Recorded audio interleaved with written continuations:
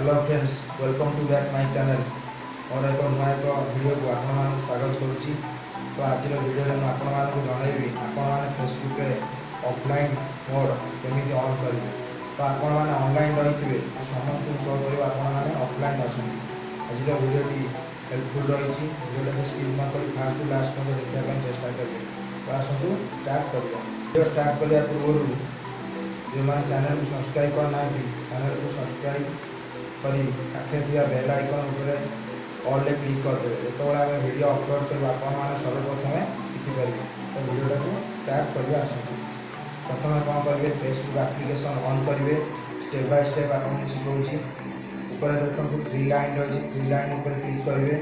Three line उपर click कलापर setting को जी एमती इंटरफेस आसो। तो ये देखो ऑप्शन आसी एक्टिव स्टेटस। एक्टिव स्टेटस उपर क्लिक करेंगे। तो देखो एक्टिव स्टेटस यहाँ ऑन रही। तो ऑन कले ऑन रही मैंने यहाँ ऑनलाइन शो कर।